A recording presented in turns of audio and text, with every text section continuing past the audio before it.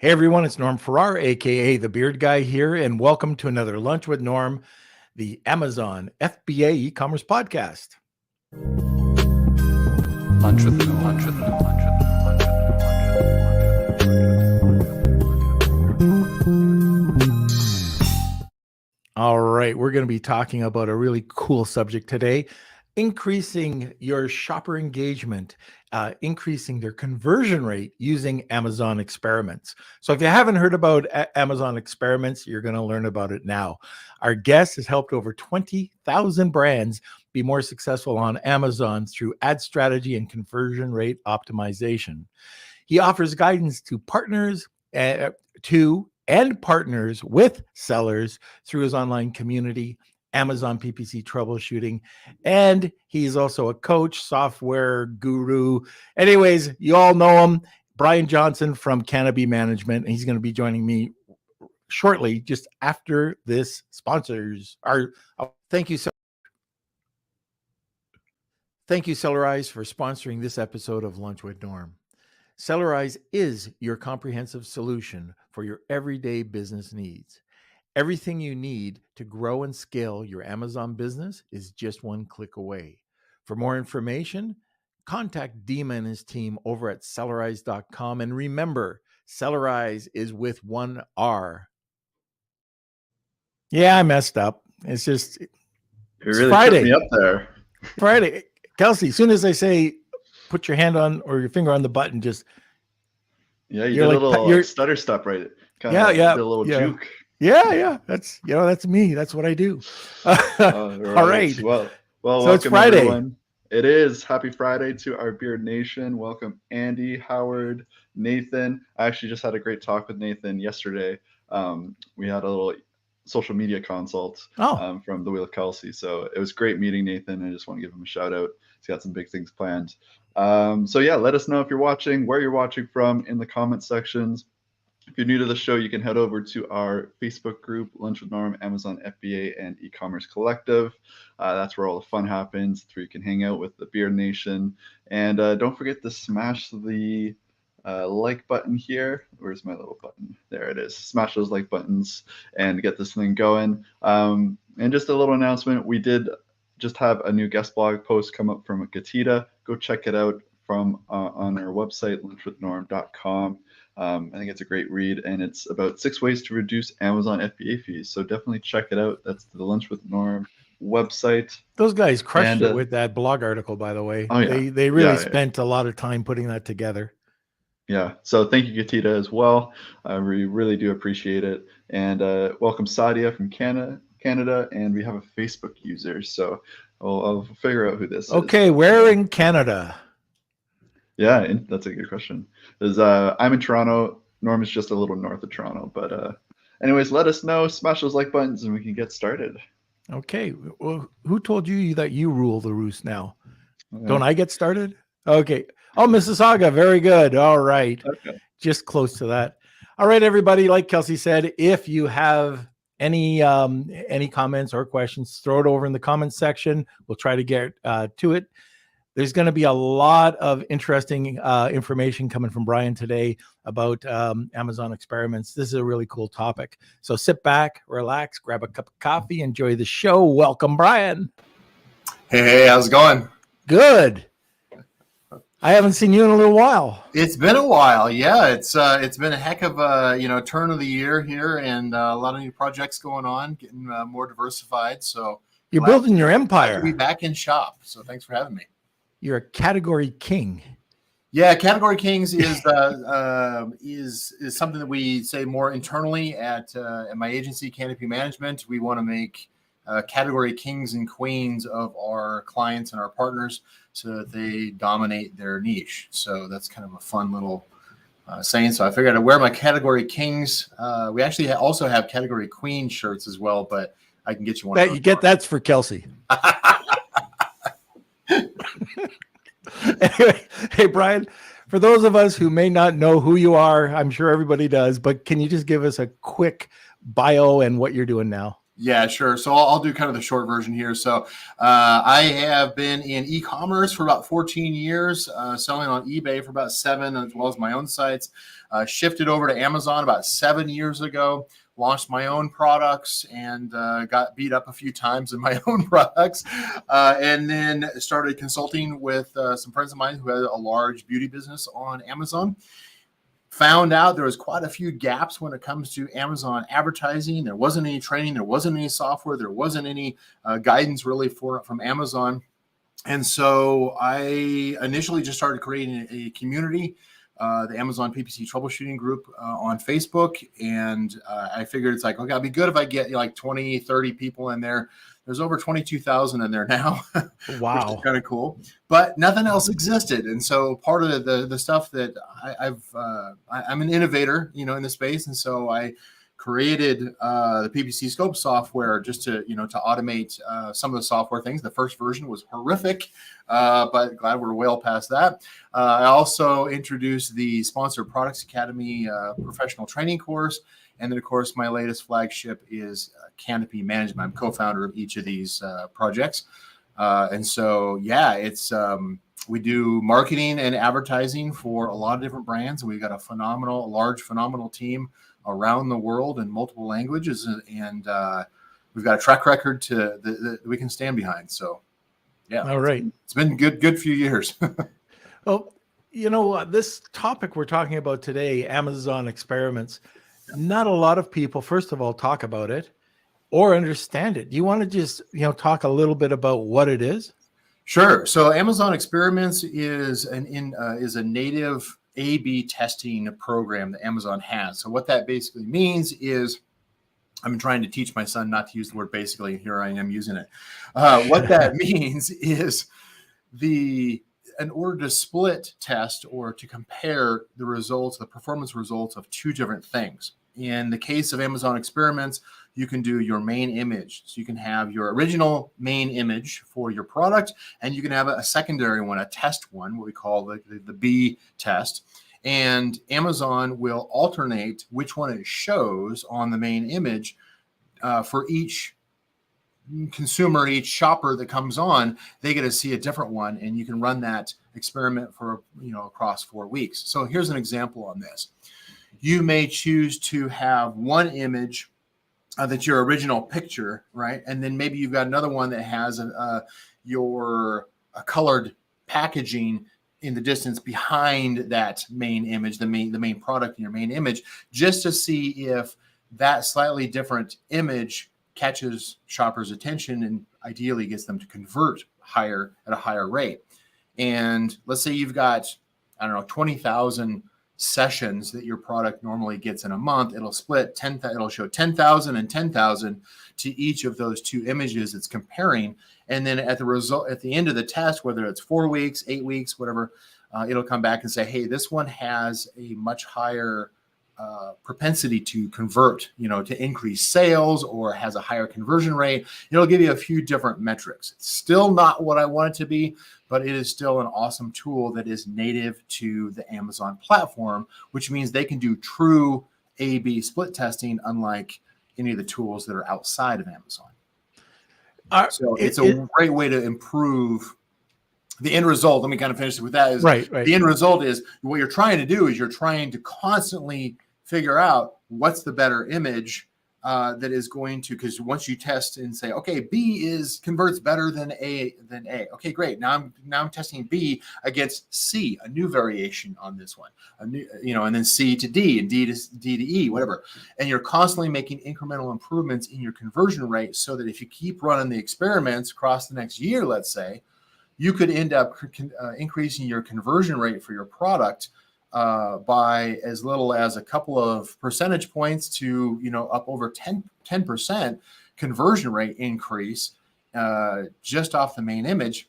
Amazon Experiments also allows you to do not just the main image, it allows you to do split test the title as well as the A+ content, which is kind of cool. I wish they had it for bullets, but they don't yet. Okay. What about the other images? Like, can you do the other 6 Oh, images in that's the the other slide thing deck? I wish they had. Yeah, I wish Yeah. they could do it because that is very critical. Certainly, anybody who's followed any of the live workshops that I've done or my YouTube channel know that I'm not just PPC. That's obviously the history, kind of the 15 minutes of fame that I were surrounded, around Amazon advertising. But this past year and a half, I've been a strong proponent of you've got to fix your product listings first. And I can guarantee you, because I see it every day, is that 90% of the sellers out there, they think their product listing is good and it's optimized, and it's absolutely not, and they're getting killed. Right. Yeah. Again, we see that all the time too. People come to us. What do you think of the listings? We see it on the Centurion League, and it's just, oh my gosh, if you just did this or change a few tweaks here, it would make a huge difference. Like you said, it could be 10%. 10% on $100,000 a month account is $10,000, a month back in your jeans. Yeah. Yeah. So I like the idea that you can play around with your titles, but with your A plus content, can you go and dig into each module or each widget by itself? No, it's an all inclusive. So it's still not as detailed as we'd want it to be. I would love to see Amazon greatly expand the detail level and the complexity of the Amazon experiments. Mm-hmm. Because like I said, I want to have the subsequent images. I want to have video A/B split testing. I want to have the feature bullet points split testing. I want to have more granular split testing of A+ content. The challenge that we have, the way to do some of this, like on things like A+, on images, on the main image and on title, the general idea of split testing is that you should make a small change and test those together. Sometimes we are in a point of desperation where the conversion rate is so low, the engagement is so low that we really have to make a major change sometimes, kind of rip that Band-Aid off and then just hit hard with something major, and then go into the smaller incremental testing from there on out. But it's not a set it and forget it. I mean, technically you set it and you let it go for 4 weeks, but you don't just do it once. It is a continual process that each brand should adopt as part of their normal processes each month. And this should probably be built in when you're doing your competitive analysis. That doesn't stop either. You see how your competitors are either shifting towards what you're doing or what the leader in the category is doing, the category king. Yeah, that's a fantastic point, because a lot of what I've been teaching is a lot of the traditional training had to do with, like, here's how you set up a proper title. Here's how you set a proper description or A+. Here's what your images should be. And it was just kind of boilerplate, and it applied to every brand, every product niche. And a lot of what I teach goes against that and says, look, you need to evaluate how is your product within your micro environment, within your product niche, so that you can, first and foremost, you've got to there's 3 main things we're trying to accomplish here. The first thing is you've got to catch the eye of the shopper in the first place. If their eye doesn't pause for a split second on your main image, they're not going to read your title. They're not going to click through. They're not going to convert. Okay. They're just going to keep on scanning through. The second thing is that once you catch their attention with your main image, then your title has got to have something briefly, very succinctly, something that begs their curiosity as far as the benefit to them, that's going to beg their curiosity and pull them into the product listing and away from all that, the search results of competitors. And then, of course, third is you've got to hook them and close them fast in a way that expresses, and I do a 5-second WIFM test. So you've got to be able to answer quickly and succinctly on each piece of content, your image, your bullet points, your A+. You've got to be able to answer the question of what's in it for me as the shopper if they buy your product. And you've got to do it quickly. You've got to do it succinctly and speak to the benefits without making them search for how it fits into their lifestyle. You just have to tell them right up front. They don't have the patience to stick around and read long content and try to figure out how this feature or material or acronym fits their lifestyle. So let's just back up a little bit and talk about the Amazon experiments itself. First of all, how do you get it? And then secondly, can you just kind of walk us through how you would set up a campaign within Seller Central? Yeah, absolutely. So Amazon Experiments is a feature that is available to those who are brand registered. Brand registry has gotten so easy now that everybody really should have that. I realize there's some people who run into challenges, but it has gotten so much easier than it was a couple of years ago that really you should be participating in the brand registry program, because it gives you a number of features, including brand analytics, as well as Amazon Experiments.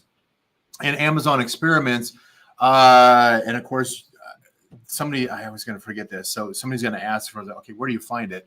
It's under promotion and then Amazon Experiments, I believe. Somebody can probably look that up that's not in the middle of talking on this, but within Seller Central, so Amazon Experiments is, I'm sure somebody's probably going to post it up in the comments here. But yeah, so it is something you can navigate to, and you set up one experiment at a time per product. So you can have different products. The products need to have a minimum amount of sessions going to them. The more sessions or visits that a product detail page has, the more accurate the test is going to be. So if you're working with, I think it's a minimum of 1,000 sessions per month, which is very low for a product, but that I think is the minimum cutoff for it to start doing a test. All right. Yep. Go ahead. No, I was going to say that's fine. Great. And I think the most important thing that the takeaway here is brand registry and one at a time. But the other thing that you said a little earlier that's really important, especially if you already have a converting listing, is that you don't tweak everything at once. It's got to be a bit at a time, unless it's a disaster. If you've got a disaster listing, then you can, like you said, rip the Band-Aid off. Yeah, I would say if you've got a hero product that is ranked, top 5 already, and you've got a high conversion rate and it's your bread and butter, if it's producing 80% of your sales, you're probably going to be more sensitive to making any changes at all, right? And so maybe that's not the best use for Amazon Experiments, but it's more likely to have less of an effect because it's a native tool within Amazon. You're probably going to see some incremental things. You may want to start out, if it's your first time doing Amazon Experiments, you want to see what impact it has. Maybe go for your sidekick product, your second or third product that sells well, that you want to simply bump up or is maybe lagging behind your average product in your portfolio as far as conversion rate. Amazon Experiments, its primary focus is on conversion rate and total increase in sales. And so the recommendation that comes back in is, hey, B version created, $19 more in sales. Therefore, it has it's considered 70% better of an option. You should switch over to B. But I would also suggest that you compare the conversion rate as well, because ultimately, my first goal is to build conversion rate, because the conversion rate is going to have a long-lasting effects. And it's going to improve not only your sales, but obviously your profitability when it comes to ads. That allows me, if I'm more profitable in my ads, I can be more aggressive. I can start going after my competitors and start stealing market share and just be more aggressive in there if my conversion rate is constantly improving.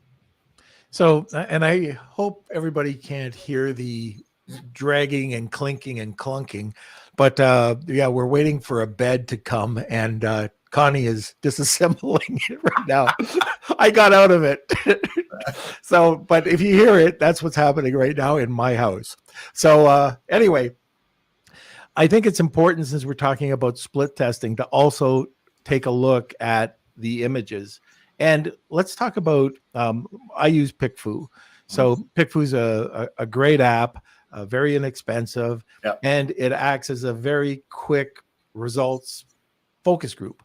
And one of the things that we do is we'll take not only the images that we're using, so it could be the individual, let's forget about primary, but it could be the ingredients, the benefits, the features, the lifestyle, compare which ones that people like. You might have 2 features or 2 benefit ones. Which one's better? But we don't stop there.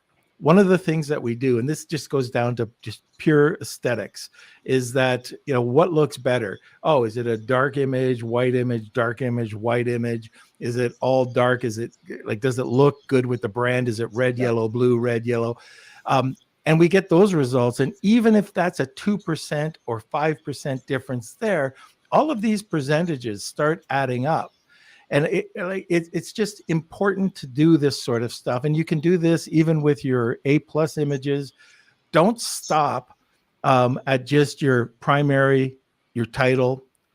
One of the things Diane Bolster was on the other day, she was talking about, she didn't get into it. She got into this heavy podcast prior, and she was talking about her images and the copy that she uses with her images, with no copy, because she says, look at Burt's Beeswax. You want chocolate flavored Burt's Beeswax? They don't have anything. They just show this really incredible looking chocolate, and it's chocolate. Well, she was saying you could do that, or you could use one of the bullet, just a highlight of the bullet, the benefit.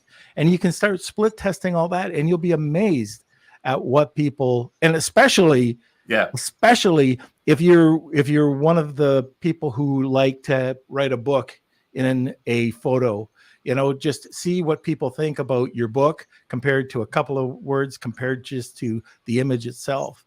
But anyways, I didn't want to stop just on the because we were talking about split testing. I thought that would be a good idea. No, I mean, I certainly agree. Is that PickFu is great for it is a focus group. It is not a split test. It is a focus group, which is a great precursor to split testing.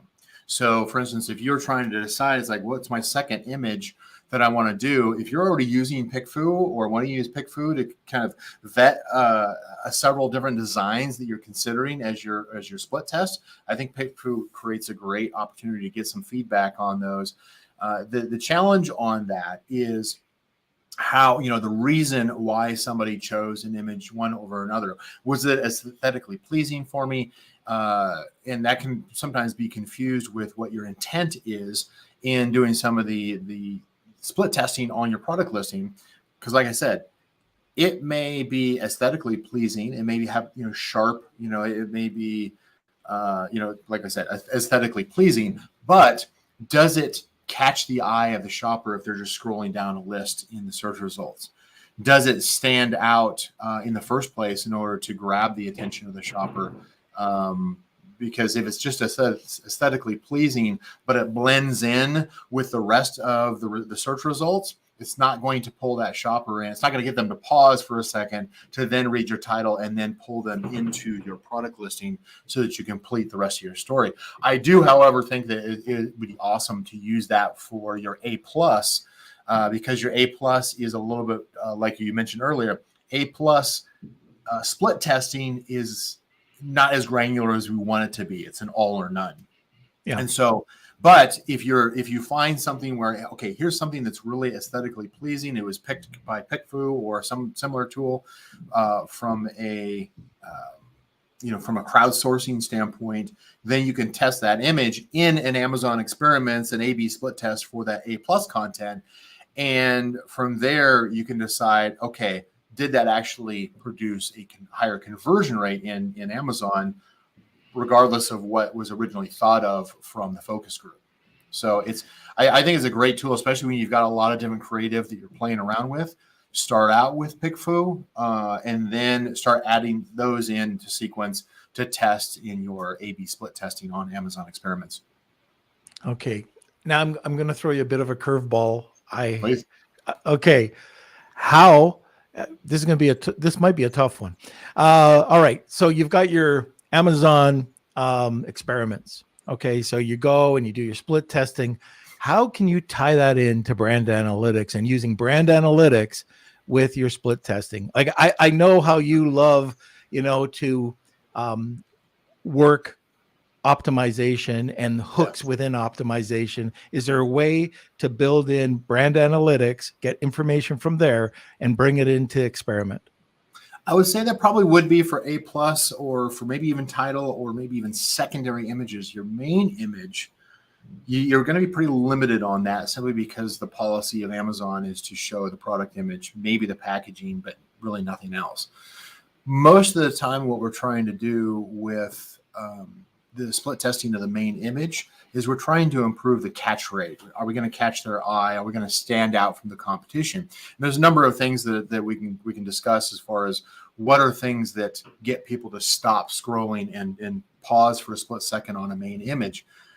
None of those that I can think of. It'd be pretty rare for that to actually be represented over in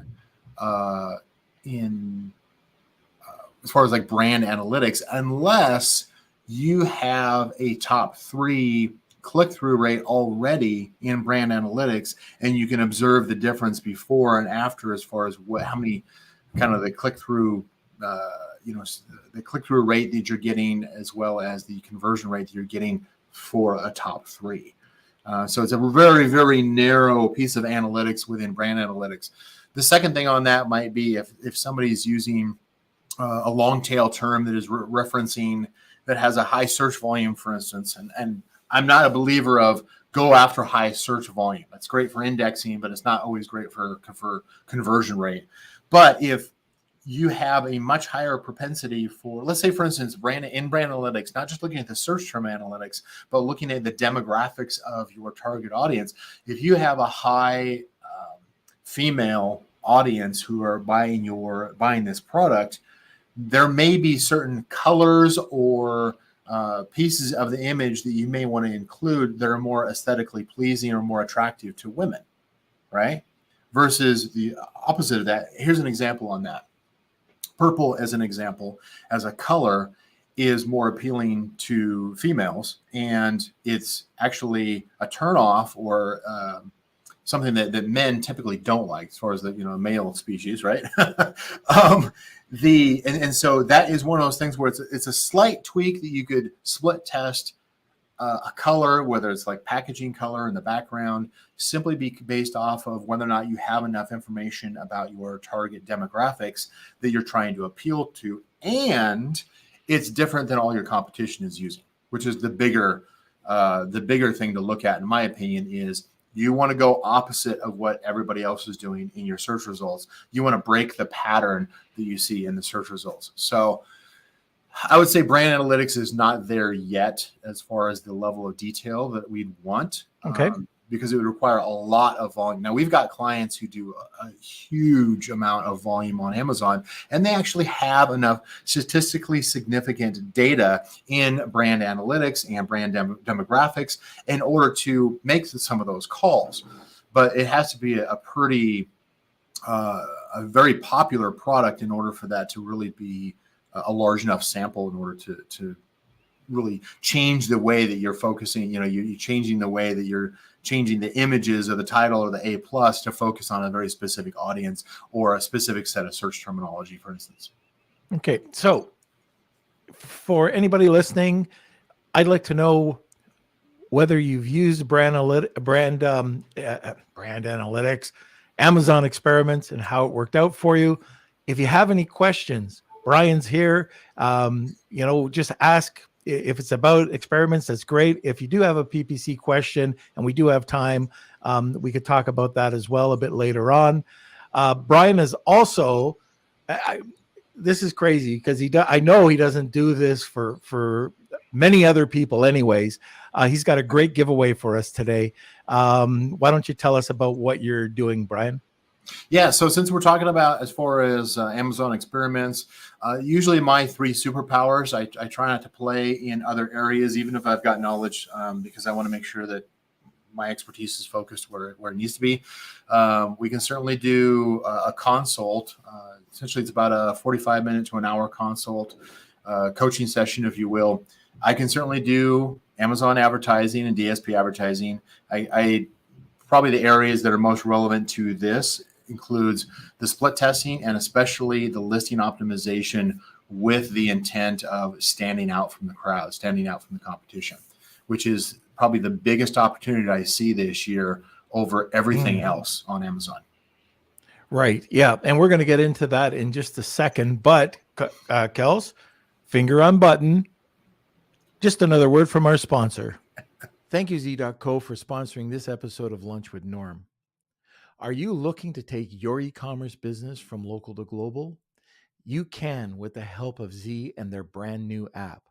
That's right. You can track live shipments with push notifications, get detailed lead times for each stage of your shipment, and store all compliance and VAT reclaim documents in the palm of your hand, all while listening to Lunch with Norm. Ready to expand your e-com empire and take your Amazon FBA business global? Use the link in the description to learn more about Z's new app that's now available on desktop and mobile. That's Z.co, ZEE.co. Hey, I just remembered, Very well. if we've got new listeners, it's hashtag Wheel of Kelsey. That'll get you into the drawing today. And if you want a second entry, just tag 2 people. Okay, so Mr. Brian, what happened? It sounds like there's a fan or something in the background now. Kelsey, is that me? I don't know. I'm not sure. Just Did that make any difference? It did. It cut it off for a second. Okay. when I muted, I think it might be like a computer fan. Yeah. Okay. I turned off my air conditioner too, so that's good to know. All right. I think we're good to go. Okay, great. So you ended the conversation just before we went to the sponsor, talking about listing optimization, and you have some really great information about search patterns, search interruptions, pattern interruption, Exactly, and human psychology. Can we talk a little bit about that? Yeah, I mean, I'm a big fan of studying human psychology and just some of the triggers. It's amazing how predictable humans are. One of the things that I look at, certainly in the e-commerce space, certainly in the search results of Amazon, is looking to see, first and foremost, what is the common pattern within each individual product niche. In other words, this is not something you apply to every product in every single niche. This is not a one size fits all. You need to evaluate this based off of your specific product niche. So the way that I start out with is I say, okay, here's the number one search term that I'm going after for my product. Search on that, you get the search results, right? Full page 1. And what you're looking for is the common patterns. Usually what you'll see is the main image and the title will have certain common characteristics that are repeated across most of your competition. Maybe not all, but most. And I would say that what you're trying to do, ultimately the goal on this is you're trying to break that pattern so that you stand out like a sore thumb. The human brain has the ability to quickly identify when something's out of place. It's what you want, because it's not like you're coming out and saying, oh, that looks ugly, or that looks wrong or incorrect or something like that. It's mostly just saying, wait, my eye is catching something that is that stands out on the page because it's different than everything else. An example on this, and I've done a number of social experiments on this as well over the past couple of years. And the biggest thing that we see in Amazon search results that first grabs the attention of a shopper is color. Well, technically it's movement, but usually the moving sponsored brand video ads are usually farther down the page. So it's not the first thing that catches their eye, but it certainly catches their eye when they are starting to scroll down. So if you are running a sponsored brand video ad, make sure you've got motion throughout the video, because it does catch the eye of the shopper quickly when they get to it. But above that, above the fold, what you'll see is color, especially bright colors, the reds, blues, greens, yellows, that stand out from the rest of the competition. An example on this would be if everybody is, one of the things that I've used as an example is, let's say you've got a bunch of everybody is selling a black shoe, for instance. You're selling a black shoe. I'm not saying sell a red shoe. That's not what I'm saying. What I'm saying is you may have something in, even if there's no black on the shoe itself, or the sole, or the shoelaces, or anything like that, without breaking the terms of service as far as adding in characters or symbols or graphics or something like that. You still are allowed to put in things as far as like maybe the box or the packaging that your product comes in into that main image and set it, in the background.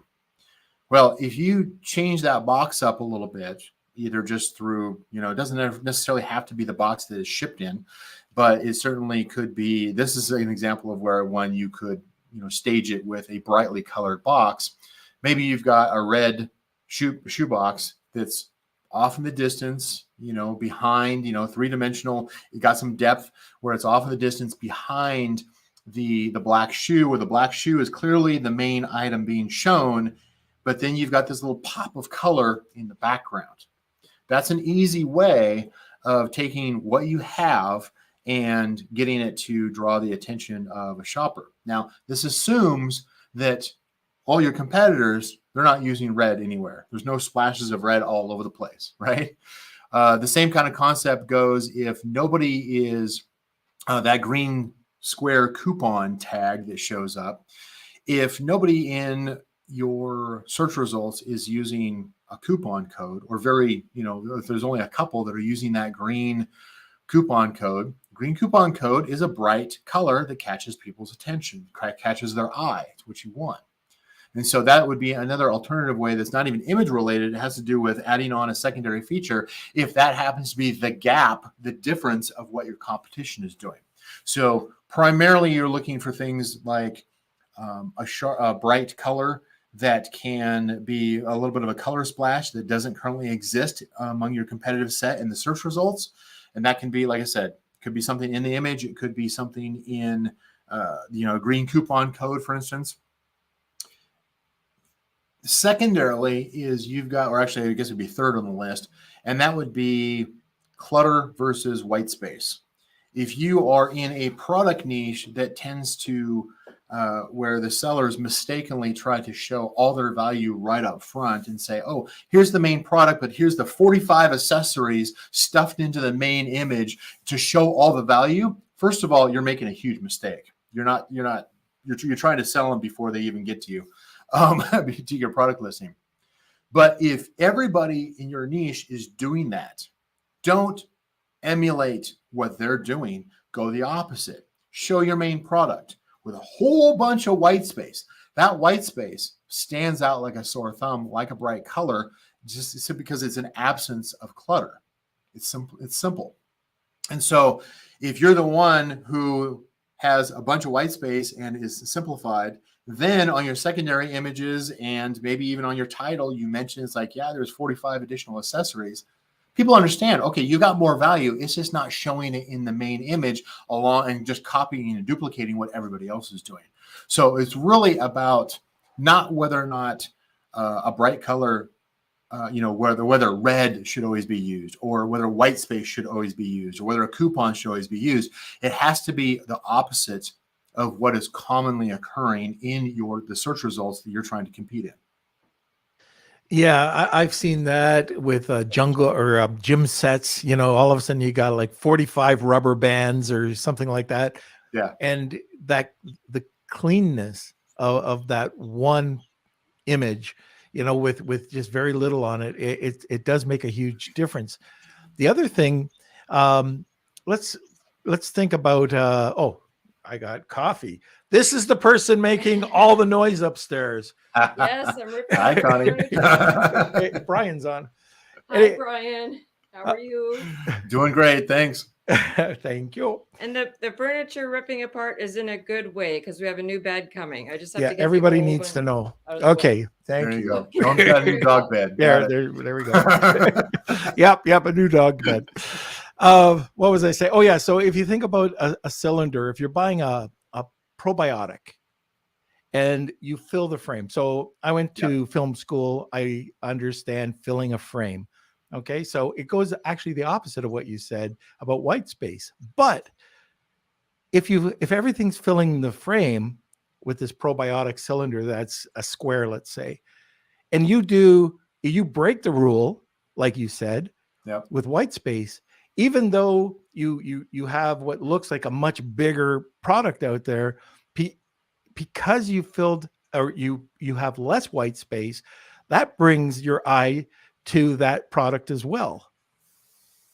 Yeah, So- the other thing to do on that too is that this is something, an example that I've done that has worked out pretty well too, is sometimes maybe the unique benefit or feature of a product may be a little bit subtle. And the example of the supplements, for instance, let's say you've got something where everybody else has 1,500 milligrams and you've got a 2,500 milligram dose, right? Somehow it's better. It's not simply just adding on another capsule, which is a common trick used. But let's say, for instance, you've got a higher dosage and therefore that is unique among your competitive set and therefore it's perceivably better. First and foremost, you want to make sure that difference, that 2,500 milligrams, for instance, is shown in the first 75 characters of the title. I'll get into why that is. But on the image, let's say, for instance, you're not filling the entire image. You're shrinking it down so there's more white space. But the label, the small piece of the label where it says 2,500 milligrams, you could Photoshop it, of course, and blow up that specific piece so that the label is actually going, spanning outside of, or beyond the edges of the shape of the supplement bottle. I don't have the example up for you, so it's kind of hard to describe how that looks. You don't want to have it separated so that then breaks terms of service. You're simply just amplifying or magnifying a specific piece of your label so that people can see in the main image this differentiation, like 2,500 milligrams, for instance. You blow up the font so that when they actually get the bottle, it says 2,500 milligrams with a whole bunch of other text that you can't read in the main image. But on your main image on your product listing, 2,500 clearly stands out. It's easily readable, even in a shrunken down main image. It's interesting that you said that, because let's stick with supplements. So one of the tricks we do for that is almost exactly what you say, but we take, how if you're looking at a cylinder and you might see the ingredients coming around the side and the nutritional facts on the other side. Yep. We remove those and we stretch out the actual logo. And even if this might be itsy bitsy beige hat, but we remove any clutter.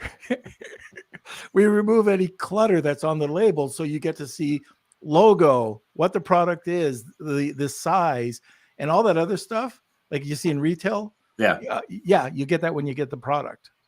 Yeah, I would say that. I mean, that's a common thing you see, especially in the supplement space, is that because of what is being taught in a lot of courses is to emulate success and emulate what everybody else is doing.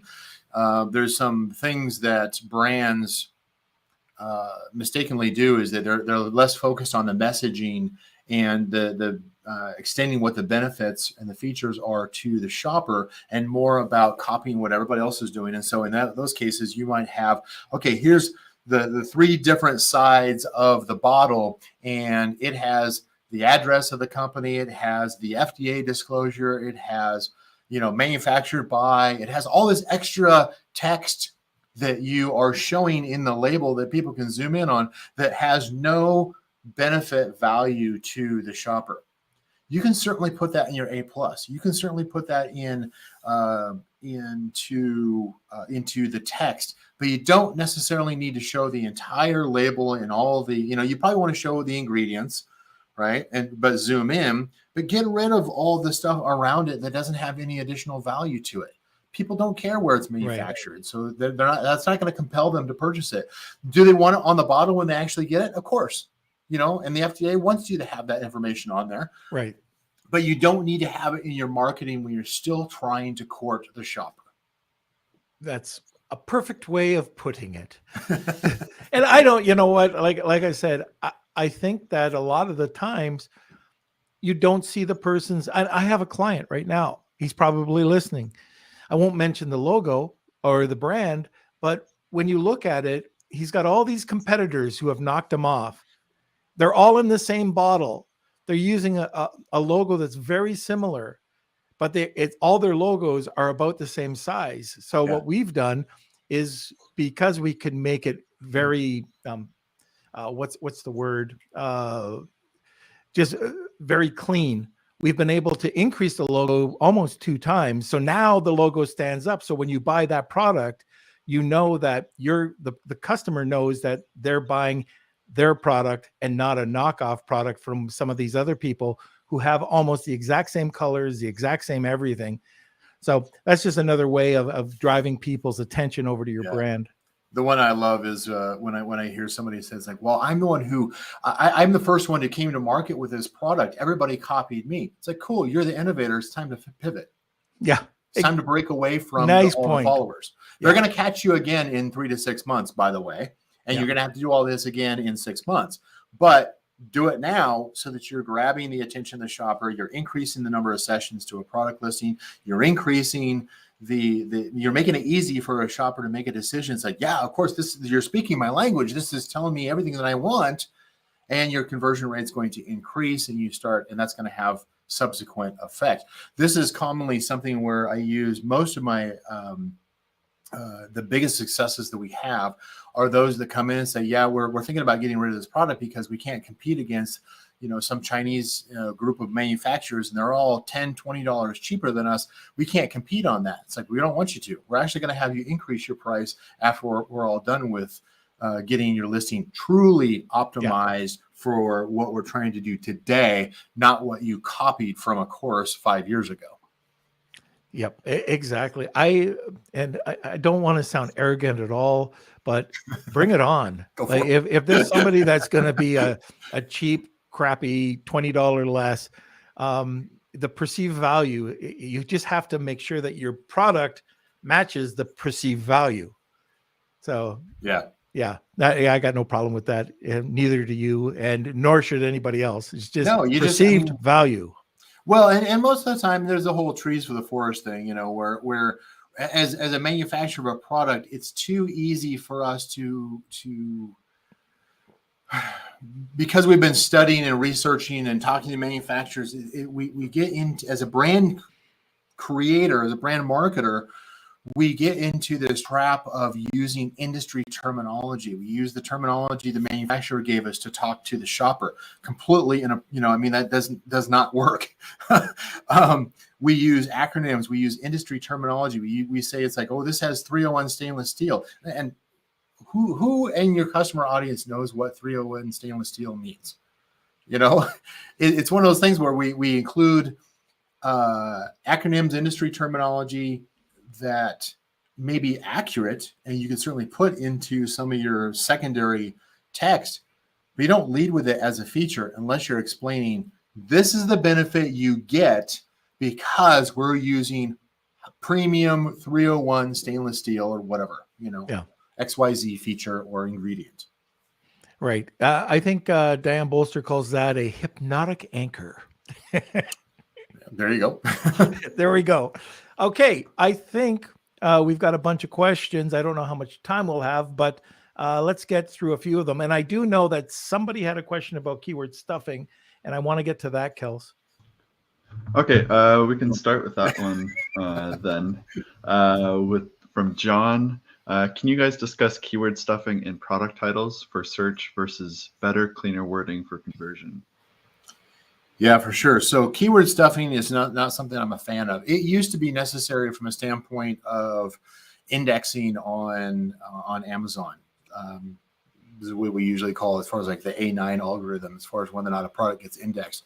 But there's so many content fields in a listing that has A+ content that you can get thousands of keywords indexed just based off the content. It doesn't need to be in your title.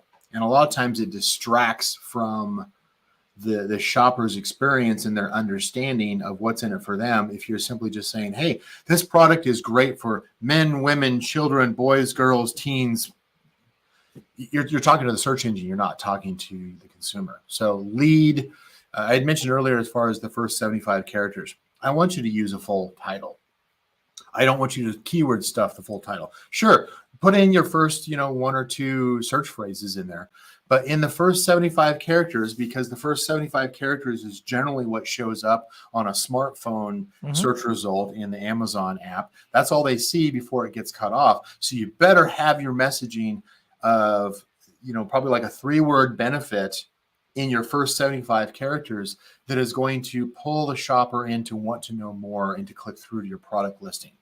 If you're waiting to do that, where your best feature is after the title gets cut off, because you're stuffing the title with a bunch of extra keywords that they're not going to read anyway, then likely you're not even going to get the consideration. You're not going to get the engagement, the click from the shopper. Therefore, the rest of your product listing has no value because they'll never see it.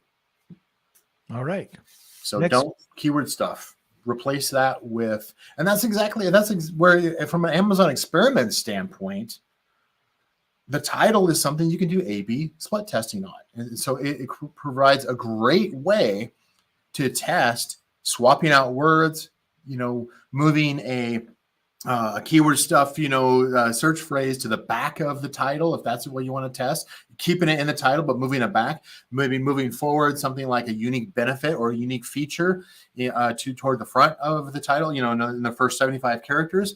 Test that in your Amazon experiments and see how that pulls through, because there's 2 things that you want to impact. One is, did the change get more sessions to your listing, which A/B split testing is not going to show you because it's round robin. It's going to split the number of sessions down the middle between the 2 experiments.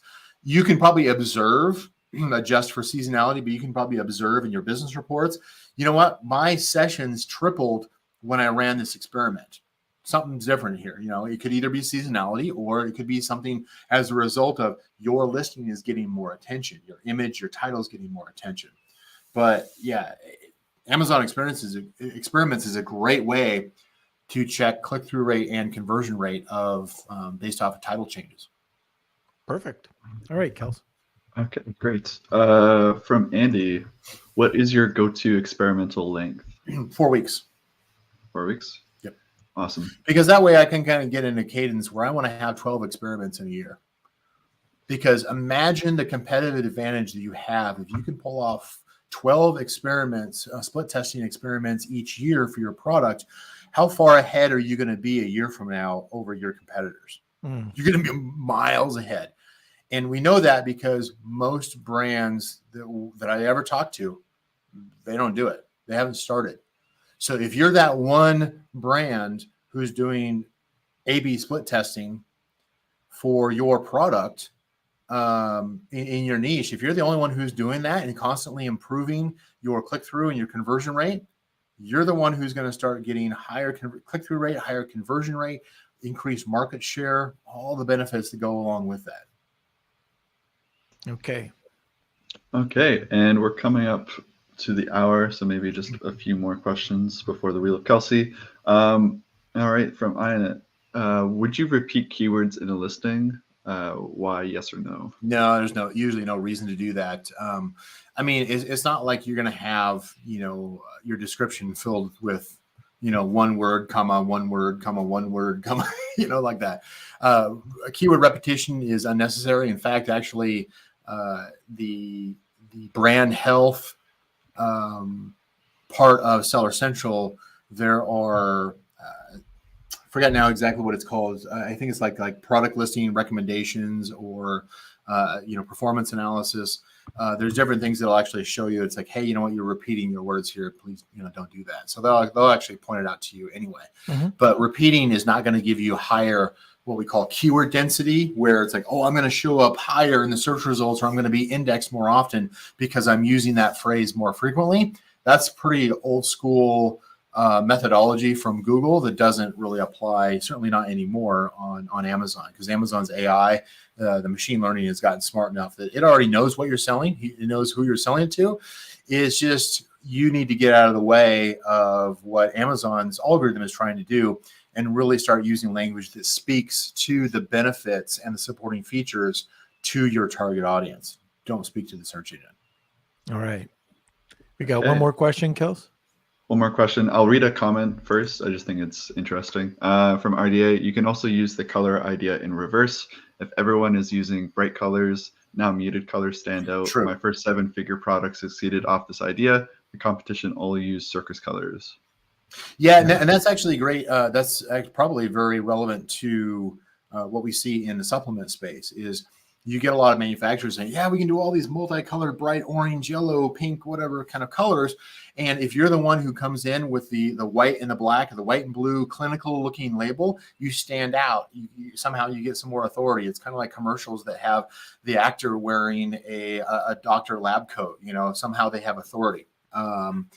It's the same kind of concept. But again, that's a great point because you're looking to see what is the common pattern. If everybody's using bright colors and you go back to a muted color, like you said, that's going the opposite. That's actually going to grab more attention from shoppers because they're going to be like, it's the Where's Waldo kind of thing. Well, maybe not Where's Waldo. That's probably a bad example, but it's like, okay, what's wrong with this picture? Because something that's going to get them to pause for a split second to double take that image that stands out from the rest of the competition. Is that split second pause is exactly what you're trying to achieve because you're going to, that is necessary for them to actually consider your title.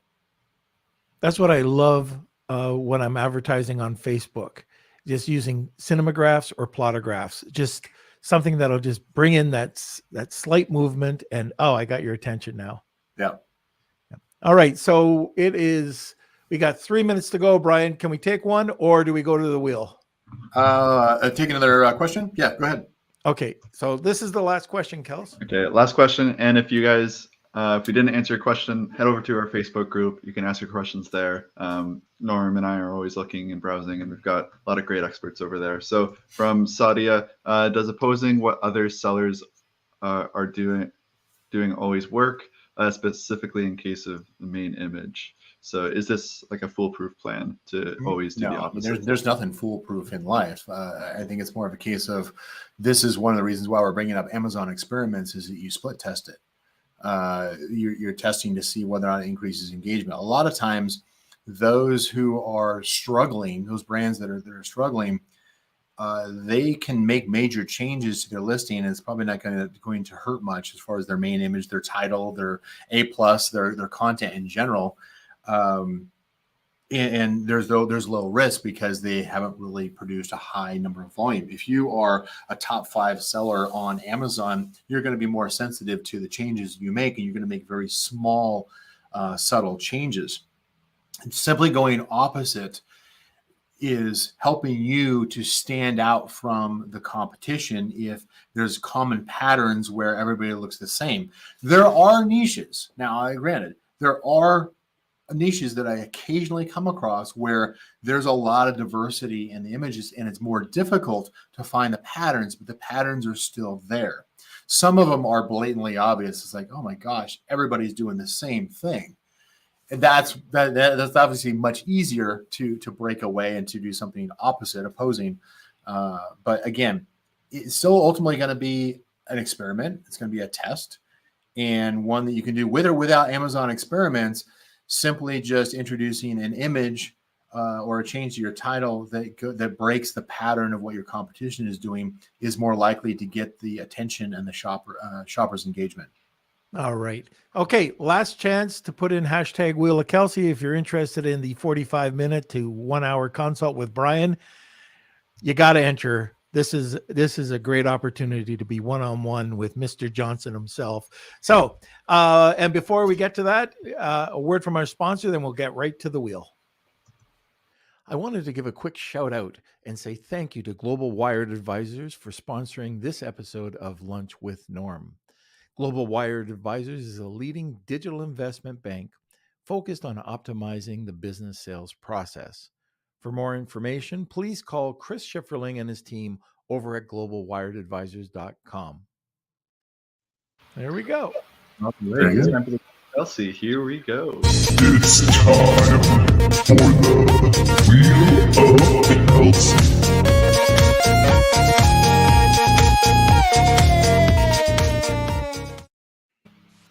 Okay. Can't help but dance to that. All right, so here we go.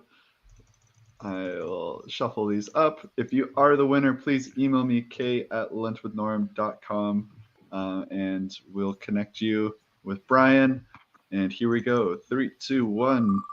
Wheel of Okay. Kelsey. Hope you added us in there, Kels.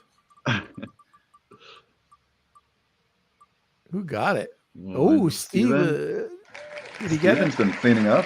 I know. Steven. Oh, really? Hey, congratulations. He's gaming the system. Yeah. He should get a lottery ticket. Man. Okay. So that's great. Steven, just send an email over to k@lunchwithnorm.com. If you guys haven't, Brian, if you haven't checked this out, it's a lot of fun. Kelsey's come up with this TikTok thing. It's Lunch with Norm, but it's just him, and he's just doing crazy things. It's hilarious. So if you want to check it out, if you listeners want to check it out, it's just a lot of fun. There's no me in there. It's all Kelsey. So anyways, okay. Awesome. And I know you've got to run. We're actually a little over for you, Brian. Thank you for coming back. There's already been a request for you to come back. So hopefully we can get you back next month or the month after. Sounds good. I look forward to it. All right, sir. How do people get a hold of you or your team? Well, I mean, two ways. I'm in multiple places, but I would say first and foremost is one of the things that Canopy Management does is we create a growth plan for those who essentially ask us to create a growth plan for them that says, from our experience, from our point of view, here's your products and your brands' strengths and weaknesses and what you need to improve. Now, if that happens to turn into a good fit for you to work with our agency, cool. Otherwise, you still get the information, you still get the audit of your brand and your product so that you at least get some, because I mean, given the volume of work and the track record that Canopy Management has, it's good advice to get. It's free to you, so might as well do it. So that's kind of the badly pitched way of saying, like, just go out and get something for free. If you want to see, have a longer conversation with us, cool. But there's no obligation there. That you can get that at canopymanagement.com. And then that's basically asking for a free growth planner. Second one is I do have my Brian Johnson YouTube channel that I'll throw out videos and workshop replays and all that kind of stuff up on a regular basis as well. Perfect. We'll have that in the show notes coming up very shortly. Cool. All right, Brian. Well, thanks for coming on. Thanks for having me here today. All right. We'll see you later. All right. Cheers. Yep. All right. So I think on Monday, we're going to have another really great episode. This time it's Stephen Pope. I know that people have been asking for Stephen to come back. He's been on a few times, and I think we're going to be talking about why building traffic on Amazon is more important than conversion. So that's going to be interesting. Kelsey, let me see. Where are you, sir? Squire? Right, hello. I'm just posting Brian's YouTube channel here. Okay. So check it out. You can search up Brian R. Johnson and you'll be able to find it. Or you can use this handy link that I'm posting right now. So check that out. Also, don't forget to smash those like buttons. We've got a great episode of Stephen Pope coming up on Monday. So tune in there. We have, if you're looking on our YouTube channel, you can RSVP there as well on our Facebook page. So you don't forget and then you get a notification. So but that being said, make sure you subscribe. If you're watching from Facebook, hit those 3 dots and press the push notifications. That makes sure you get our notifications when we go live. Facebook is fun and they like to throw curveballs and they don't always send everyone notifications. So if you do that, you're guaranteed to get the notifications. And like Norm said, we are now on TikTok as Lunch with Norm. So check it out. Come hang out with me on Lunch with Norm. Who knows, maybe I'll do some lives in the future or some behind the scenes lives when we're actually going live. I'll have some fun with it. We'll see. But it's great to see everyone. Thank you guys. Have a fantastic Friday. And one thing I should mention. Next Friday, we are having to cancel the Lunch with Norm podcast. Norm's doing some traveling for the Seller Cruise, and we've got some flights happening, and we can't do it. So unfortunately, we'll have to cancel. Unless somebody wants to volunteer as a co-host, that would be fantastic. Okay, and one other thing today, Kels, this just came up. So I was asked to be on Serial Entrepreneur Clubhouse at 2:00. And I'm going to be talking about how to build a successful e-commerce business. So if you are on Clubhouse, check out Serial Entrepreneur. It's part of Startup Club. So that was just confirmed today. All right. So other than that, tune in every Monday, Wednesday, and Friday Eastern Standard Time at noon Eastern Standard Time. How's that? It's Friday. And thank you for being part of the community. It's awesome. We couldn't do this without you. And we will see you next week. Have a great weekend. Lunch with the